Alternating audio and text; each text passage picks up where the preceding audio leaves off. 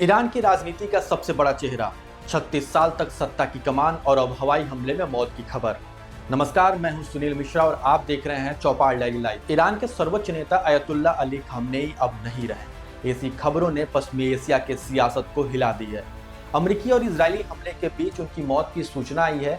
अगर इसकी पुष्टि होती है तो यह सिर्फ एक नेता का अंत नहीं बल्कि ईरान के एक युग का अंत होगा। खामनेई ईरान के सबसे लंबे समय तक सत्ता में रहने वाले नेताओं में से एक थे। उनकी तुलना अक्सर उनके गुरु 1979 के इस्लामी क्रांति के नेता अयतुल्ला रुहुल्लाह खुमैनी से की जाती है। क्रांति के जनक खुमैनी थे, लेकिन आधुनिक ईरान में असली शक्ति किसके पास थी? कुछ विश्लेषकों के अनुसार खामनेई के पास थी। सत्ता की यात्रा भी उनकी दिलचस्प रही। 1939 में मशहद में उनका जन्म होता है। कम उम्र में धार्मिक शिक्षा लेते हैं। 1958 में खुमैनी से उनकी मुलाकात होती है। फिर खुमैनीवाद की राह पकड़ लेते हैं। इस विचारधारा का मूल अर्थ है विलायत-ए-फकीह, यानी देश की सर्वोच्च सत्ता एक इस्लामिक धर्मगुरु के हाथ में हो। 1960 और 70 के दशक में शाह मोहम्मद रजा पहलवी के खिलाफ आंदोलन करते हैं, जेल जाते हैं, यातनाएं होती है, निगरानी रखी जाती है, सब कुछ वो झेलते हैं। 1979 के क्रांति के बाद सत्ता का ढांचा बदलता है और खामनेई क्रांतिकारी परिषद में आ जाते हैं, फिर राष्ट्रपति बनते हैं। 1989 में खुमैनी की मौत हो जाती है। उसके बाद अप्रत्याशित तरीके से सर्वोच्च नेता चुने जाते हैं। यह फैसला विवादों से घिरा हुआ था। कुछ धर्मगुरुओं ने कहा उनके पास ग्रैंड अयतुल्ला का दर्जा नहीं है।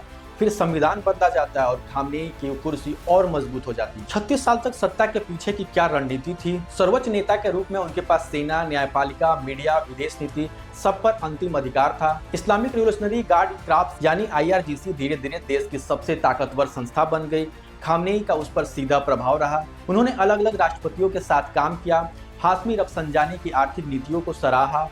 मोहम्मद खातमी और हसन रूहानी जैसे सुधारवादियों पर रोक लगाई। 2009 के विवादित चुनाव के बाद प्रदर्शनकारियों पर कड़ा दमन का आरोप भी उन पर लगता है।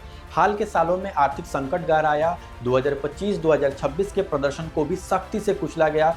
हजारों की मौत के दावे हुए। विदेश नीति के लेकर हमेशा टारगेट में भी रहे। खामनेई ने पश्चिमी साम्राज्यवाद के खिलाफ सख्त रुख अपनाया। हिजबुल्लाह, हमास और हुती जैसे समूहों को समर्थन देकर क्षेत्रीय प्रभाव बढ़ाने की कोशिश की। 2015 के परमाणु समझौते के बाद थोड़ी नरमी दिखी, लेकिन जब डोनाल्ड ट्रंप पहले कार्यकाल में समझौता तोड़ा, प्रतिबंध लगाए, कासिम सुलेमानी की हत्या हुई, तब रुख और कड़ा हो गया। 2025 में ट्रंप की वापसी होती है और इजराइल से 12 दिन के युद्ध में हार के बाद खामनेई की वैधता पर सवाल और गहरे हो गए। देश के भीतर खुलेआम उनके खिलाफ नारेबाजी होने लगी। विरासत भी जान लीजिए। 1989 में खुमैनी के अंतिम संस्कार में लाखों लोगों की भीड़ उमड़ी थी। खामनेई के लिए शायद वैसी तस्वीर देखने को मिले। उनका शासन समर्थकों के लिए स्थिरता का प्रतीक रहा, आलोचकों के लिए दमन, केंद्रीकरण और बंद राजनीतिक व्यवस्था का। अब बड़ा सवाल है, उनके बाद कौन? क्या सत्ता IRGC के हाथ में और मजबूत होगी? क्या सुधारवादी ताकतें उभरेंगी या फिर और शक्ति आएंगी? इतना तय है, ईरान एक निर्णायक मोड़ पर खड़ा है और पश्चिमी एशिया की राजनीति एक नए अध्याय की तरफ बढ़ रही है। फिलहाल इतना ही। हर अपडेट के लिए जुड़े रहिए। वीडियो पसंद आए तो लाइक, शेयर और सब्सक्राइब जरूर करें।